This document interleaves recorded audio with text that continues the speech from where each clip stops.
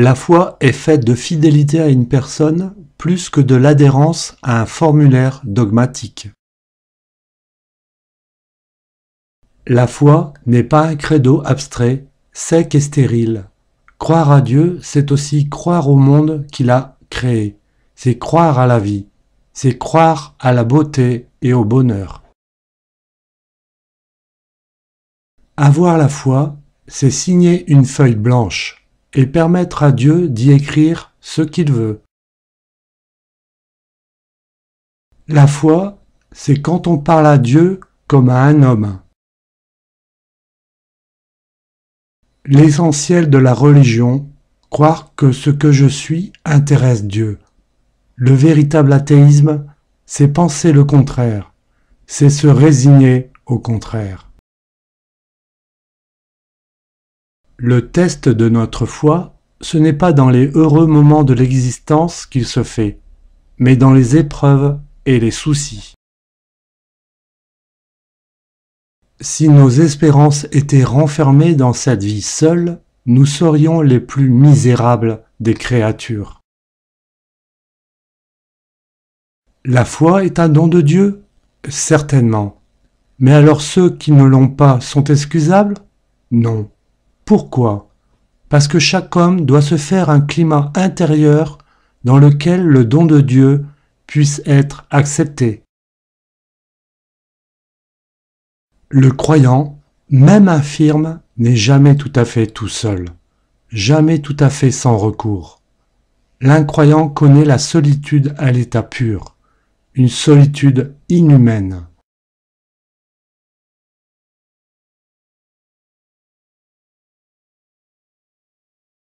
Croire, c'est bien, mais incarner sa foi dans une action, c'est le vrai signe de la force.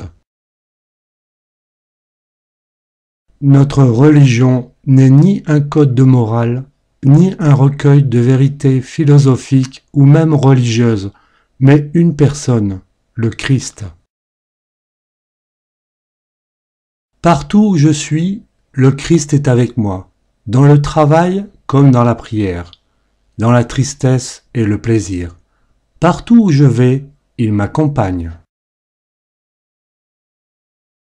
Vivre de la foi, c'est laisser le champ libre au Christ pour qu'il s'exprime et grandisse dans notre propre existence.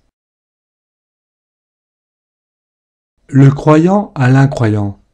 Comment faites-vous pour vivre sans la foi? L'incroyant au croyant. Et vous, avec elle, pour ne pas vivre mieux? On n'a pas besoin de la foi pour prier. Il faut prier pour avoir la foi. Se demander en toute chose ce que penserait, dirait, ferait Jésus à notre place et le faire. Aimer le Christ, c'est le préférer, et qui dit préférer laisse entendre les hésitations, un dur combat, parfois arrachement. Il ne suffit pas de nourrir la foi, il faut la faire passer en acte.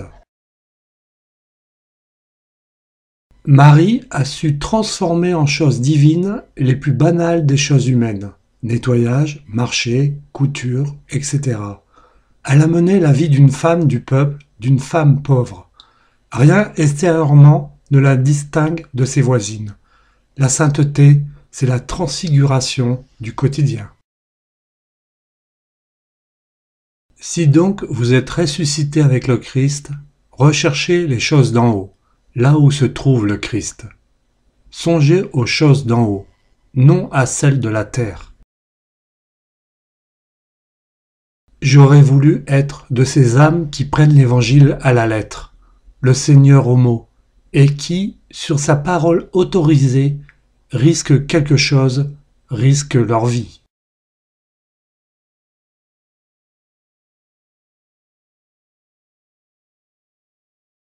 Dieu a voulu laisser suffisamment d'obscurité pour que croire soit un acte de profonde confiance en lui. Ne dites pas « je ne croirai rien avant d'en avoir la preuve absolue ». C'est en vain que vous attendriez sur le plan religieux des preuves de cet ordre. Si elles existaient, la foi s'appellerait science. Le mystère n'est pas un mur où l'intelligence se brise. C'est un océan où l'intelligence se perd.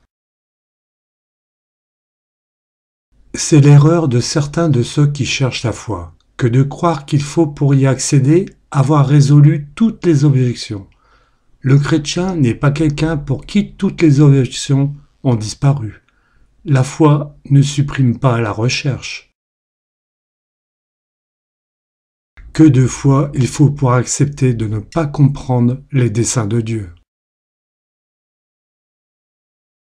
Il est normal que nous nous demandions souvent à quoi notre vie peut bien être vraiment utile. La foi, c'est de croire que Dieu, lui, la trouve utile, nécessaire, indispensable.